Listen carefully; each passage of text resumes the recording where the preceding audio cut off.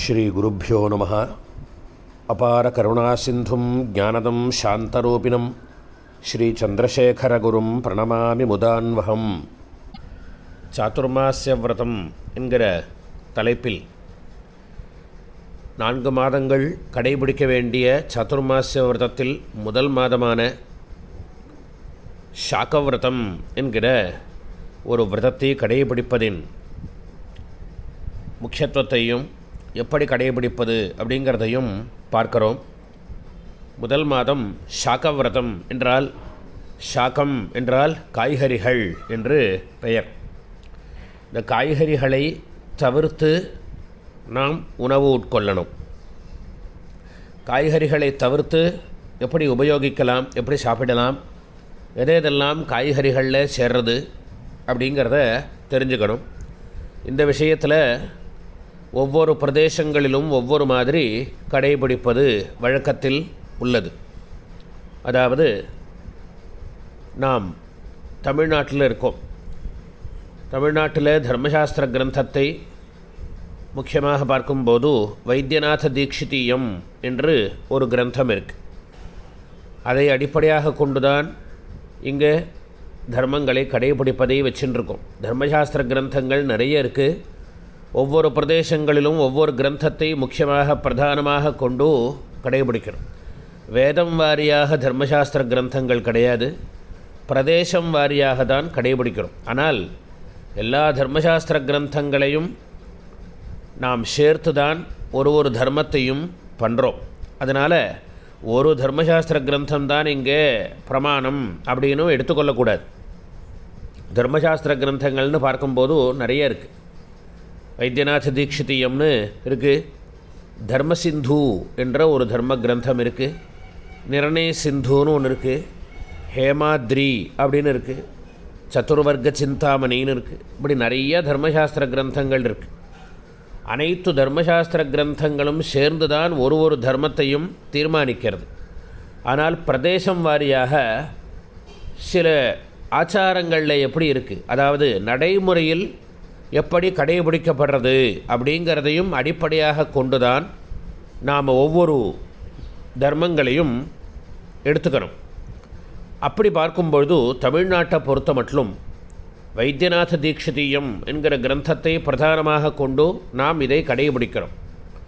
இந்த வைத்தியநாத தீக்ஷிதீயத்தில் எதெல்லாம் காய்கறிகளில் சேர்க்கப்பட்டிருக்கு, எதெல்லாம் பழங்களில் சேர்க்கப்படுறது அப்படிங்கிற வித்தியாசம் இருக்குது. ஒவ்வொரு கிரந்தங்களிலும், அதாவது ஒவ்வொரு பிரதேசங்களிலும் சில வித்தியாசங்கள் இருக்குது. அதை தான் நான் சொன்னேன். இந்த விஷயத்தில் மகாபெரியவா நமக்கு ஒரு நிர்ணயம் பண்ணி காண்பிச்சார். அதை பின்னாடி பார்க்கலாம். முதலில் இந்த சாதுர்மாஸ்ய சாகவிரதம் என்பதை எப்படி கடைபிடிக்க வேண்டும் அப்படின்னு பார்க்கும்பொழுது காய்கறிகளை 10 விதமாக நமக்கு தர்மசாஸ்திரம் பிரித்து காண்பிக்கிறது. மூலபத்திர கரீராக்ர ஃபலகாண்ட அதிரூடகாக துவக் புஷ்பம் கவச்சம் சேதி சாக்கம் தசவிதம் ஸ்மிருதம் என்று காய்கறிகளை 10 விதமாக பிரித்து காண்பிக்கிறது. முதல்ல மூலம், அதாவது அடியில், பூமிக்கு அடியில் வேறாக இருந்து அதிலிருந்து எடுத்து நாம் உபயோகிக்கக்கூடியதான காய்கறிகள். அவைகளில் தான் கிழங்குகள்லாம் வருது. உருளைக்கிழங்கு, சேனைக்கிழங்கு, சேப்பங்கிழங்குன்னு கிழங்குகளெல்லாம் வேரிலிருந்து எடுத்து உபயோகிக்கிறோம். கேரட்டு போன்றதான வஸ்துக்களையும் நாம் வேரிலிருந்து எடுத்து உபயோகிக்கிறோம். அவைகளுக்கு மூலசாக்கம் என்று பெயர், வேரிலிருந்து வரக்கூடிய காய்கள். பத்திரம், 2வது விதம், இலையாக நாம் உபயோகிக்கக்கூடியதான காய்கறிகள், அதாவது கீரைகள். முளைக்கீரை, சிறுகீரை, மணத்தக்காளி கீரை, கொத்தமல்லி, இவைகளெல்லாம் இலை. அந்த இலையை எடுத்து நாம் உபயோகிக்கிறோம். இலை ரூபமாக உள்ள காய்கள். கரீரம், கரீரம் என்றால் கிளைகளில் காயாக வர்றது. அதாவது கொத்தவரங்காய், வெண்டைக்காய், அவரைக்காய் போன்றதான காய்கள். அக்ரம், நுனியில காயாக வரக்கூடியதான வஸ்துக்கள். அதாவது கொடியில் அங்கங்கே வரக்கூடிய காய்கள், பூசணிக்காய், பரங்கிக்காய், வெள்ளரிக்காய், இவைகள் பல பழங்களாகவே காயாக நாம் உபயோகிக்கக்கூடியதான காய்கள்.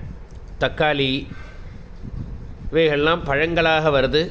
தக்காளி பழம்தான், ஆனால் அதை நாம் காயாக உபயோகிக்கிறோம், காய்கறியாக. காண்டம்னா தண்டு. இப்போ கீரையிலிருந்து தண்டு எடுத்து தனியாக நாம் சமைக்கிறோம். வாழையிலிருந்து நடுவில் உள்ள தண்டை எடுத்து வாழைத்தண்டு அப்படின்னு உபயோகிக்கிறோம். அதிரூடகாக, அதிரூடகம்னு சொன்னால் துளிராக, மேலே துளிராக வரக்கூடியதான காய்கள். தொக்கு தோல் ஒரு ரூபமாக இருக்கக்கூடியதான காய்கள். இப்போ கோஸ் இருக்குது, முட்டைக்கோஸ் அப்படின்னு சொல்கிறோம். அதெல்லாம் உரிக்க கடைசி வரைக்கும் தோலாகவே தான் வரும், நடுவில் காயின்னு கிடையாது. அப்படி தோல் ரூபமாக இருக்கக்கூடியது. புஷ்பமாக பூவாக வரக்கூடியதான காய்கள். வாழைப்பூ இதெல்லாம் புஷ்பம்தான். கவச்சம் என்றால் அந்த செடியை அல்லது மரத்தை சுற்றி இருக்கக்கூடியதான பட்டைகள்.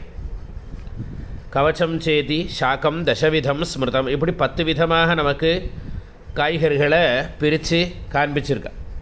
அப்படி நம்ம பிரதேசத்தில் பார்க்கும்போது காய்கறிகள்னு எதையெல்லாம் சொல்கிறோமோ அவ்வளவும் சேர்றது. சில காய்களை மட்டும் தவிர்க்கிறதுன்னு நம்ம பிரதேசங்களில் நமக்கு வச்சு கொடுத்துருக்கா, ஆச்சாரத்தில் நமக்கு அமைச்சு கொடுக்குறா. இப்போ காய்கள் அப்படின்னு எடுத்துக்கொண்டால் அனைத்து காய்கறிகளுமே சேர்றது, சிலதை தவிர்த்து. எதெல்லாம் காய்கறிகளிலே வரல அப்படின்னு பார்த்தால் மாங்காய், தேங்காய், புளியம்பழம், மிளகாய் பழம் இவைகள்லாம் காய்கறிகளிலே சேராது. காய் அப்படின்னு நாம் சொன்னாலும் கூட அது காயாக ஆகாது. தேங்காய் இருக்குது, அதில் தேங்காய்னு இருக்குது அப்படின்னு காய்கறிகளில் சேர்க்கலாமான்னா அது காய் இல்லை, பழம் தான். அது பருப்பு. அது தேங்காய்ங்கிறது ஒரு பருப்பு வகையை சேர்ந்தது, அதனால் அது காய்கறிகளில் சேராது, உபயோகிக்கலாம். மாங்காய் அப்படின்னு சொன்னாலும் கூட அது காய் வகையில் சேர்றது இல்லை, ஆகையினாலே மாங்காய் சேர்க்கலாம். புளியம்பழம் சேர்க்கலாம். இப்போ நாம் சாம்பாருக்கு ரசத்துக்கெல்லாம் புளி உபயோகிக்கிறோம், அது காயான்னு இல்லை. அதை பழுக்கிற வரையிலும் வச்சிருந்து மேலிருந்த தோலை நீக்கி அதில் உள்ள அந்த விதை கொட்டையை நீக்கி அடித்து நாம் பதப்படுத்தி வச்சுக்கிறோம். அதுதான் புளி அப்படின்னு சொல்கிறோம்.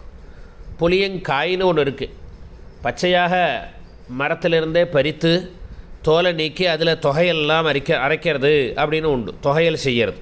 அது காய் வகையை சேர்ந்தது.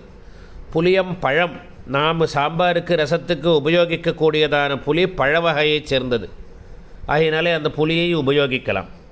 இந்த புளியை சேர்க்கலாமா சேர்க்கக்கூடாதாங்கிறதுல நிறைய வித்தியாசங்கள் இருக்குது நம்ம பிரதேசங்கள்லேயே. ஆச்சாரத்தில் எப்படி வச்சுருக்கோம் அப்படிங்கிறத பார்த்து எடுத்துக்கணும். அப்படி புளியம்பழம் காய் வகையை சேராது. மிளகாய் பழம், வரமிளகாய் அப்படின்னு நாம் மிளகாயை பழுக்க வச்சு காய வைத்து நாம் உபயோகப்படுத்தக்கூடியதான மிளகாய் காய் வகையை சேராது. பச்சை மிளகாயாக இருந்தால் காய் வகையை சேரும். காய்ந்து போயிடுத்துன்னா அது மிளகாய் பழம்னு பேர். வரமிளகாய் சேர்க்கலாம், காய்கறிகளில் சேராது. அப்படி நம்ம பிரதேசங்களில் வச்சுருக்கோம். மற்றவை அனைத்துமே காய் வகையை சேர்ந்தது. அதே போல் இன்னும் சில பிரதேசங்களில் பார்த்தால் காய்கறிகளில் புளி சேர்க்கக்கூடாது அப்படிங்கிற நியமங்கள் எல்லாம் இருக்குது. விசேஷாத்து பதரியும் தாத்ரியும் கூஷ்மாண்டம் தின்த்ரிணியும் தியஜேத்து. தின்த்ரிணின்னா புளியை தவிர்க்கணும். பதரி பலம், அதாவது இழந்த பழத்தை தவிர்க்கணும் என்றெல்லாம் கூட சில பிரதேசங்களில் வழக்கத்தில் இருக்குது. நம்ம பிரதேசங்களில் நம் முன்னோர்கள் பெரியவர்கள்லாம் எப்படி கடைபிடிச்சிருக்க ஆச்சாரத்தை அப்படின்னு பார்க்கும்போது மாங்காய், தேங்காய், புளியம்பழம், மிளகாய்ப்பழம் இவைகளெல்லாம் சேர்க்கலாம், காய்கறிகளில் சேராது அப்படிங்கிறது ஒரு அடிப்படையான முக்கியமான விஷயம். இந்த சமையலை மெனு எப்படி போட்டு நாம் தினமும் சமைத்து சாப்பிடலாம் என்பதை அடுத்த பதிவில் பார்ப்போம்.